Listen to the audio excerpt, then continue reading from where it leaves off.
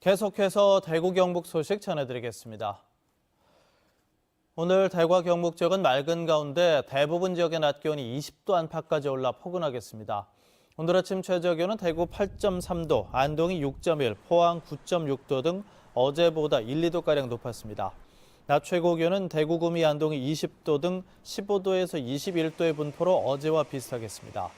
미세먼지는 보통 수준으로 바깥 활동하기 무난하겠고 김천과 상주, 문경 같은 서부 내륙 지역은 낮까지 안개가 낄 것으로 예상돼 교통안전에 주의가 필요합니다. 대구기상지청은 당분간 일교차가 크겠다면서 건강관리에 각별히 신경 써줄 것을 당부했습니다. 포항을 거점으로 한 에어포항이 취항한 지 2달이 지났습니다. 제주 노선 탑승률이 평균 70%를 넘어서는 등 지역 항공사로의 성장 가능성을 보여줬는데 하지만 관광객 유치를 통한 지역 경제에 주는 도움은 미미하다는 지적이 제기되고 있습니다. 박상환 기자입니다.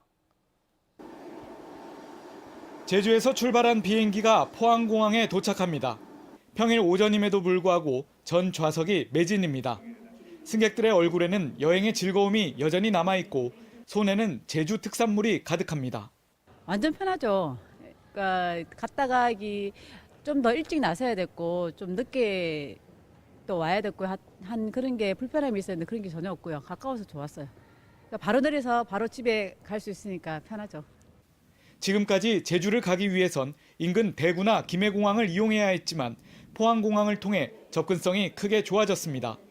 공항 주차 요금이 하루 7, 8천 원에 달하는 대구나 김해공항에 비해 포항공항은 무료라는 게 장점으로 꼽힙니다.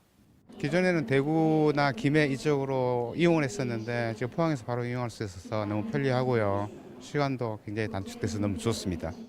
지난 2월 정식 취항 이후 최근까지 에어포항의 전체 탑승객은 15,700여 명으로 62.8%의 탑승률을 보였고 이 중 제주 노선의 탑승객은 8,800여 명으로 76.2%의 탑승률을 기록하는 등 성장 가능성을 내비치고 있습니다. 경북 동해안의 획기적인 교통 여건 변화의 계기를 마련한 만큼 자치단체들도 지역 항공사 육성에 적극 나설 방침입니다. 포항시와 경상북도에서는 에어포항에 출자를 하기 위한 행정 절차를 진행 중에 있습니다.